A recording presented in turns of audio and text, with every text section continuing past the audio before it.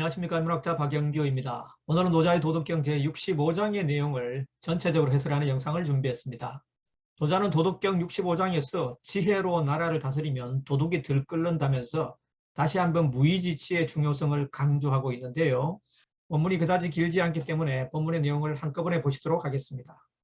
고지 선위 도자, 비이 명민, 장이 우지, 민지 난치, 이기 지다, 고위지치국, 국지적, 불이지치국, 국지복, 지차량자 역계식, 상지계식, 시위현덕, 현덕심의, 원리, 여물반의, 연후내지 대순, 고지선의도자, 예로부터 도를 잘 실천하는 사람은 비명민, 장이우지, 백성을 명석하게 만들지 않고 오히려 어리석게 만들었다.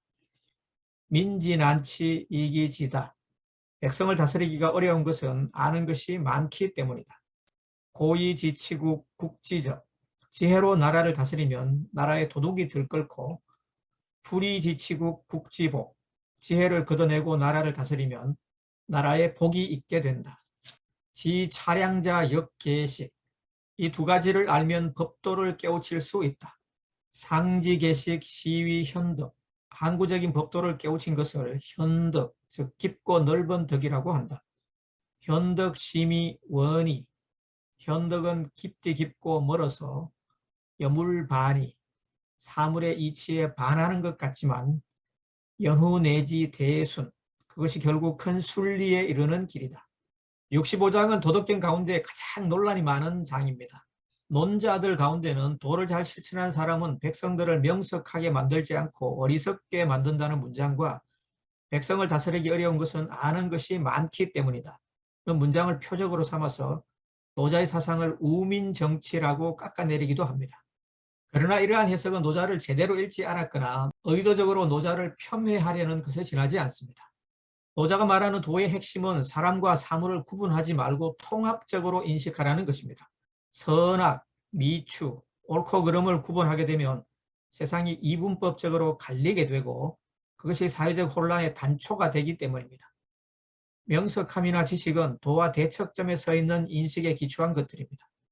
즉 사람과 사물을 딱딱 갈라서 이것은 옳고 저것은 그러다거나 이 사람은 선하고 저 사람은 악하다거나 하면서 편을 가르는 데 이용되는 정보와 지식, 규범을 일컫는 것들입니다. 도를 잘 실천하는 사람이 백성들을 어리석게 한다는 것은 백성들로 하여금 이런 구분에 둔감하게 한다는 뜻입니다. 바꿔 말하면 세상을 구분하지 않고 통합적으로 인식하게 함으로써 올바른 진리, 밝은 깨달음, 본질 인식에 이르게 한다는 의미입니다. 지혜로 나라를 다스리면 도둑이 들끓고 지혜를 걷어내면 나라에 복이 있다는 문장에서 말하는 지혜도 같은 맥락입니다. 법률에 규정된 지식에 밝은 사람이 많으면 저 사람은 형법 몇 조 몇 항을 위반했다는 고소고발 사건이 끊이질 않게 됩니다. 검사나 경찰, 변호사의 수가 많을수록 범죄 건수가 늘어나는 것과 같은 이치입니다. 그래서 지혜로 나라를 다스리면 도둑이 들끓는다고 했습니다. 이런 이치를 제대로 깨달으면 도에 이르게 되고 진정으로 덕 있는 사람이 된다는 것입니다. 마지막 문장에서 노자가 현덕이라는 것이 워낙 오묘하고 멀어서 일반인들이 오해할 수도 있다는 말을 한 것도 이런 구분적 사고와 지식에 근거한 인식의 한계를 지적한 것입니다. 빅토르 위고가 쓴 레 미제라블에서 장발장은 먹을 것이 없어 며칠째 굶주리고 있는 조카들을 위해서 빵집에서 빵을 훔칩니다.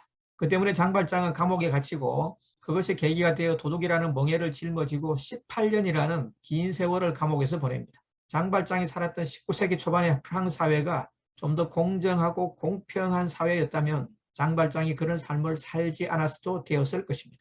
사회적 불공정과 불평등이라는 구조적 문제를 도외시한 채 빵을 훔쳤다는 사실 하나만으로 칼같이 법을 들이대다 보니 18년이라는 긴 세월 동안 감옥살이를 한 것입니다. 그렇다고 법을 없앨 수는 없겠죠.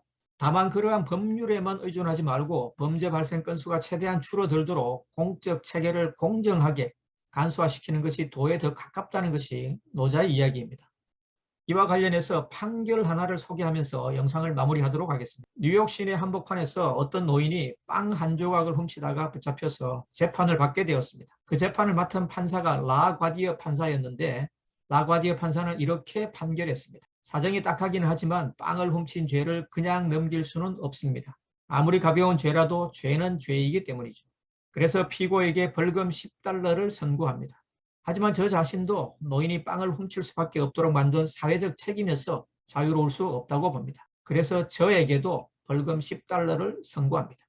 영상이 도움이 되셨다면 좋아요, 구독 버튼을 꼭 눌러주시면 다음 영상을 제작하는 데 큰 힘이 되겠습니다. 경청해 주셔서 감사합니다.